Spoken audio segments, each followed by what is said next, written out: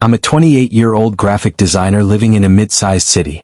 Life's been good for the most part, steady job, a close circle of friends, and until recently, a girlfriend I thought I could build something with.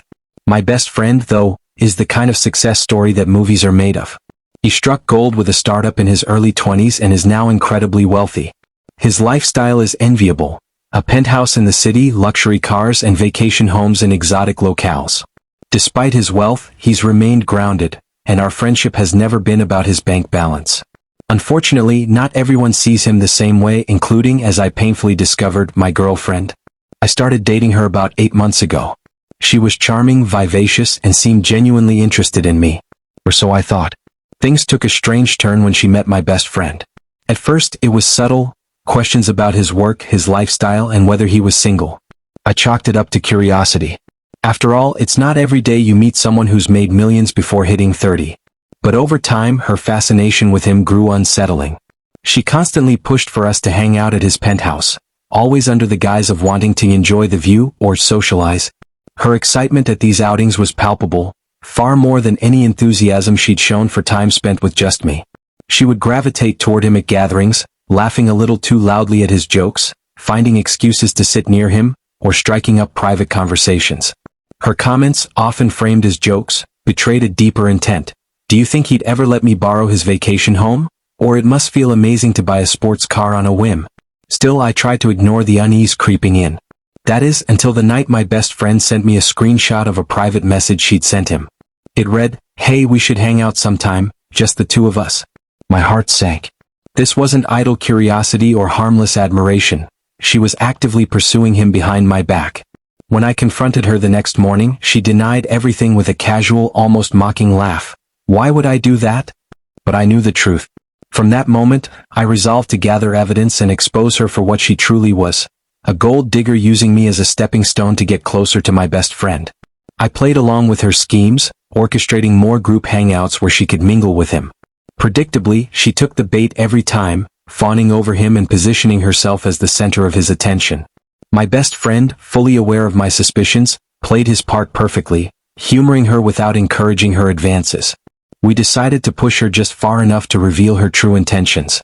The breaking point came at his birthday party, a lavish affair in a high-end lounge, complete with a VIP section.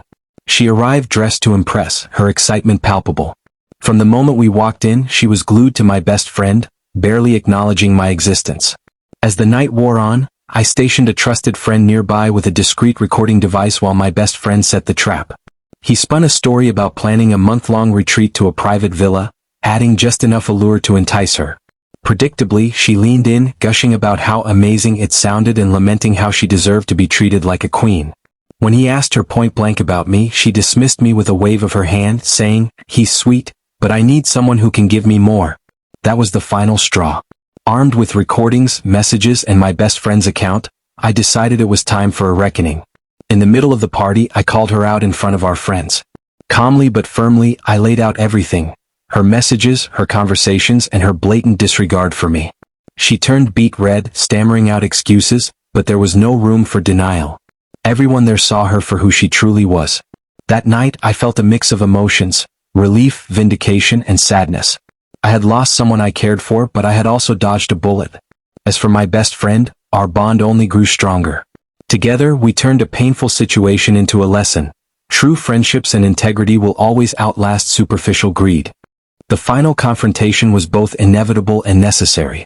After weeks of suspicion, subtle traps, and gathering evidence, the moment had arrived. My girlfriend, if I could even call her that anymore, was about to face the truth in a way she could neither deny nor twist. The night was electric, with the lounge buzzing from the music and laughter of guests dressed to impress.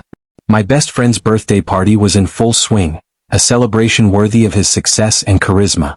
Meanwhile, my girlfriend seemed to have all but forgotten I existed, clinging to his side like a moth to a flame. Her demeanor was painfully transparent. She wasn't there for me, she was there for what she believed she could gain from him. As the night progressed, she followed him to a quieter balcony area, away from the crowd. It was an intimate space where a few guests mingled under the soft glow of string lights. I stayed out of sight, positioned behind a half wall that separated the balcony from the main lounge, my phone in hand and ready to record. From my vantage point, I could hear her voice, a little too loud, a little too eager. She bragged about knowing how to treat a man of wealth, even throwing in a dismissive comment about me. He's sweet, but let's be honest, he's going nowhere fast. My best friend, playing his role perfectly, leaned into the act, encouraging her to continue. She didn't hesitate. With a sly grin, she confessed the truth that had been gnawing at me for weeks. I started dating him because I wanted to meet people like you, successful, wealthy, powerful. If I play my cards right, I could upgrade my lifestyle by being with someone like you. She laughed as if her betrayal were a harmless joke. That was my cue. I stepped out from behind the wall, phone raised. Her face went ghostly pale as our eyes met. My best friend turned to me, shaking his head in mock disappointment.